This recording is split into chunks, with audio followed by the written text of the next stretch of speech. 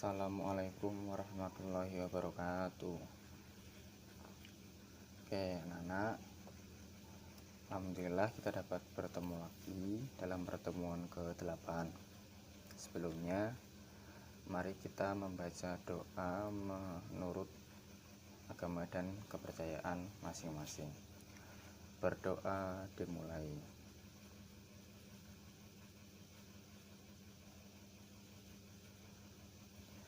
Berdoa selesai.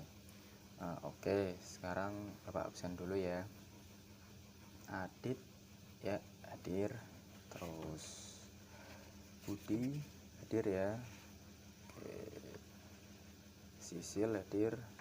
Oke, selanjutnya hari ini kan bab 8, artinya makna alam barzah atau alam kubur.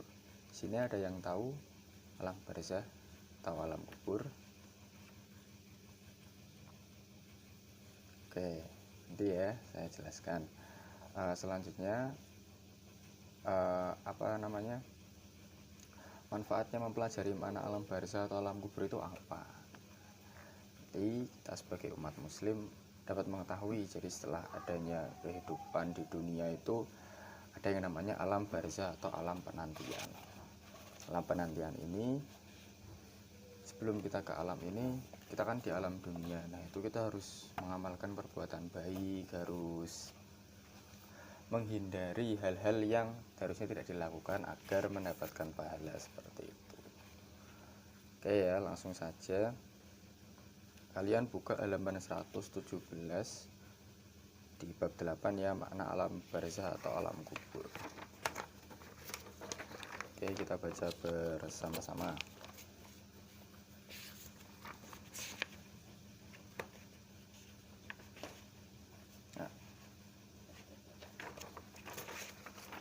Halaman 119 ya, anak dibuka. Nih, ayo membaca. Bismillahirrahmanirrahim. Allah Subhanahu wa Ta'ala memberikan kepada seluruh makhluk hidup bahwa setiap jiwa akan merasakan kematian. Hanya Allah Subhanahu wa Ta'ala yang Maha Hidup tidak akan mati. Selain Allah Subhanahu wa Ta'ala, semua pasti akan mati, tanpa kecuali baik jin, manusia maupun malaikat. Jadi semua makhluk Allah Subhanahu wa Ta'ala, dari mulai manusia, hewan, tumbuhan, jin, bahkan malaikat pun juga akan mati, kecuali Allah Subhanahu wa Ta'ala. Kematian akan mendatangi seluruh manusia. Tidak ada yang kuasa menolak maupun menahannya. Maut merupakan ketetapan Allah Subhanahu wa Ta'ala. Pada hakikatnya, hal tersebut sudah diketahui secara pasti. Maka sepantasnya kita harus bersiap diri menghadapinya dengan iman, takwa, dan memperbanyak amal soleh. Nah, Allah juga berfirman dalam surat Al-Imran ayat 185 yang artinya, tiap-tiap yang berjiwa akan merasakan mati, dan sesungguhnya pada hari kiamat sajalah disempurnakan pahalamu. Barang siapa dijauhkan dari neraka dan dimasukkan ke dalam surga, maka sungguh ia telah beruntung. Kehidupan dunia itu tidak hanyalah kesenangan yang memperdayakan. Nah, lanjutnya, kematian seseorang merupakan perjalanan hidup ke alam berikutnya setelah melalui alam ruh. Kan ada 4 alam: alam ruh, alam kandungan, alam dunia, lalu alam barzah. Setelah alam barzah nanti baru ke akhirat, surga atau neraka. Nah, alam ruh itu atau biasa disebut alam kandungan. Nah, setelah di kandungan dilahirkan di dunia. Setelah lahir di dunia atau biasa disebut di alam dunia. Setelah alam dunia kita harus beramal baik, menghindari larangan-larangan Allah Subhanahu wa Ta'ala, harus sholat wajib. Lalu kemudian baru alam barzah. Alam barzah ini yang nanti akan ditekankan di materi ini. Alam barzah itu tentang alam penantian. Jadi setelah manusia hidup di dunia, mati, nanti berada di alam barzah. Nanti alam barzah baru ke akhirat, seperti itu. Yuk, kita lanjutkan ya. A. Sekarang halaman 120. Mari mengenal alam barzah atau alam kubur. Di situ anak-anak bisa lihat ya, ada gambar tentang kuburan dan orang yang dikubur. Nah, ketika manusia meninggal, yaitu meninggal dunia, ada dua cara: mati dalam keadaan baik atau husnul khotimah, dan keadaan buruk atau su'ul khotimah. Nah, sesungguhnya manusia yang paling beruntung adalah seseorang yang mati dalam keadaan husnul khotimah atau dalam keadaan baik. Sebagai tanda awal, seseorang akan diberikan kenikmatan dari Allah Subhanahu wa taala sebagai penghuni surga adalah husnul khotimah. Bahkan ia juga mendapatkan kenikmatan ketika di alam kubur. Maka sungguh akan menyesal nanti apabila dari sekarang kita tidak senantiasa mengingat iman dan takwa kepada Allah Subhanahu wa taala. Dan harus dibiasakan juga beramal baik. Nah, barzah itu artinya apa? Nah, barzah secara bahasa itu berarti penghalang atau pemisah antara dua hal. Nah, pemisahnya itu bagaimana antara alam barzah itu, maksudnya apa gitu loh, kok bisa disebut penghalang. Nah, karena gini, setelah manusia meninggal, setelah manusia melewati alam dunia, nanti dia di alam barzah. Nah, itu ada penghalang antara alam dunia dan alam barzah. Setelah alam barzah nanti ke akhirat. Itu nanti juga dihalangi karena masih di alam penantian atau alam barzah. Nah, alam ini disebut dengan alam barzah yang menjadi perantara antara dunia dan akhirat. Alam ini juga disebut alam kubur atau alam mitsal dan kiamat sugro. Alam kubur atau alam barzah bukanlah liang tanah yang digali untuk menempatkan badan mayit, namun dimaksudkan adalah batin dari kuburan tersebut. Lah, maksudnya ini apa? Nah, ini adalah tempat menetapkan badan jasmani, dan alam barzah adalah tempat penempatan ruh manusia. Oleh karena itu, alam barzah juga dikatakan alam kubur. Nah, alam barzah ini juga dimaksud dengan alam penantian ya. Oke, selanjutnya kita langsung saja ke ini.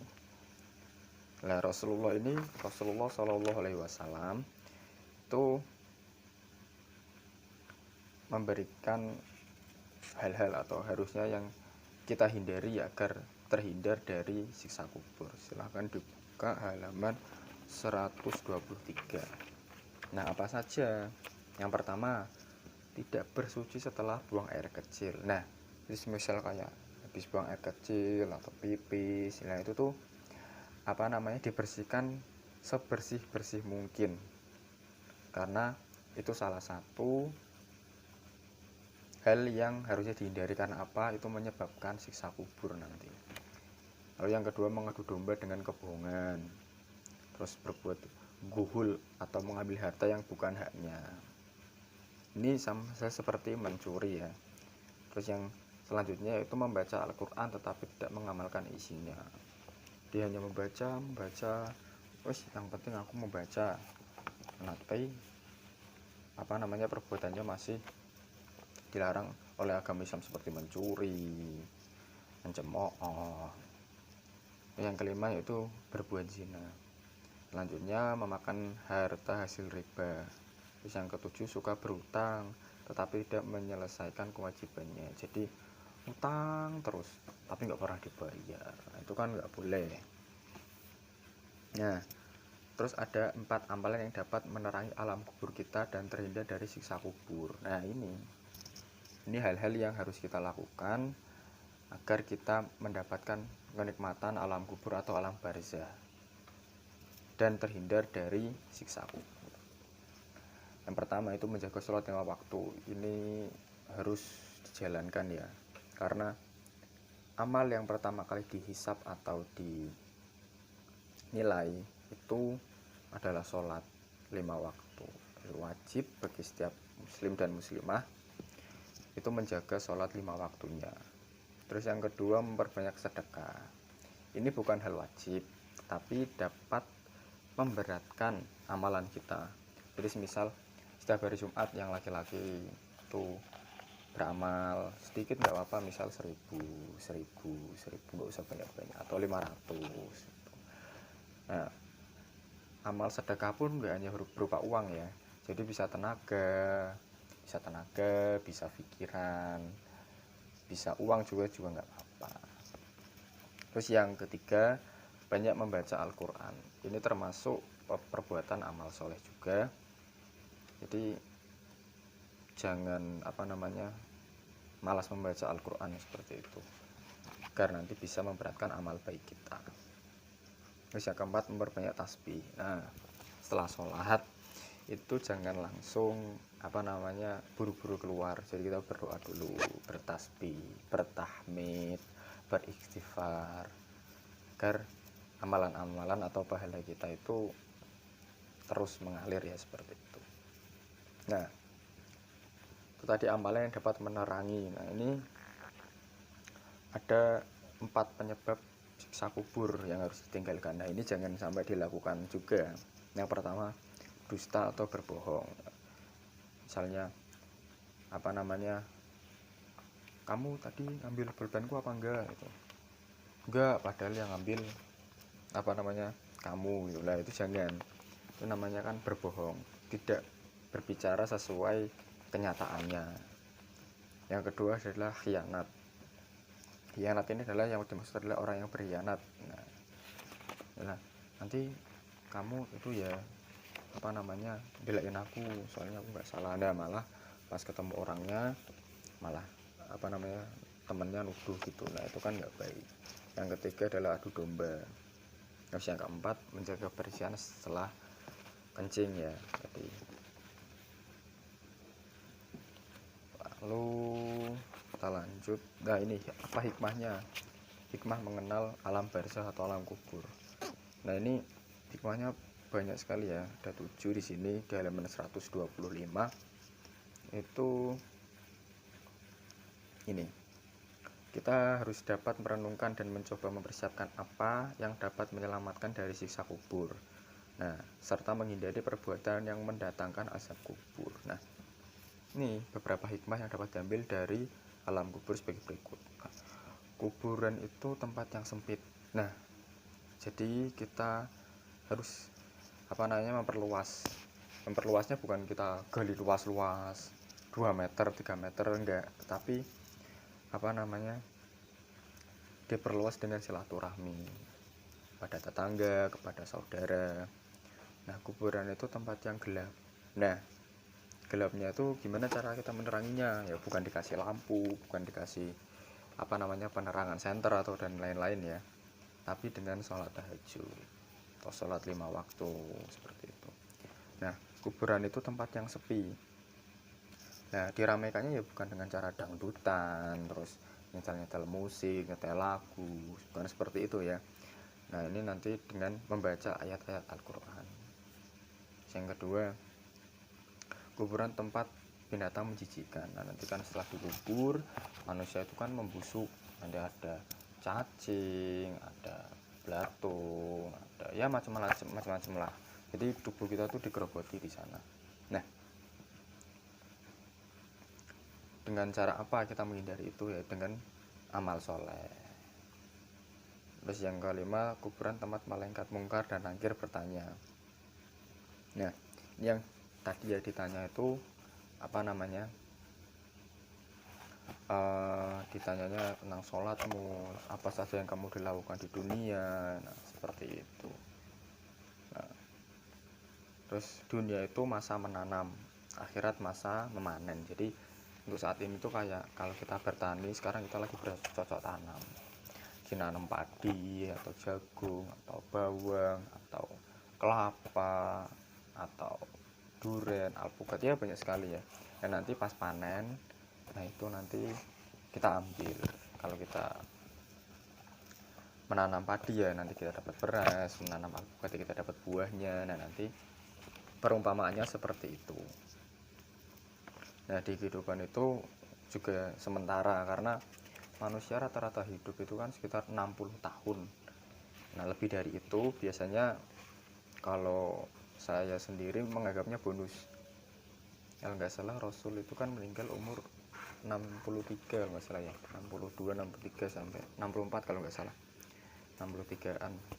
Itu bonusnya 3 tahun. Jadi kalau ada manusia yang berumur sampai 100 tahun, 150 tahun, nah itu sebenarnya dia diberi umur panjang.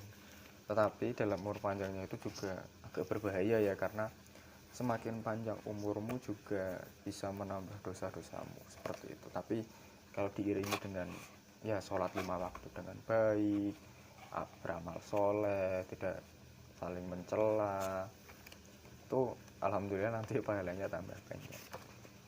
Oke, itu saja ya yang saya sampaikan. Di sini ada yang mau bertanya, monggo silahkan.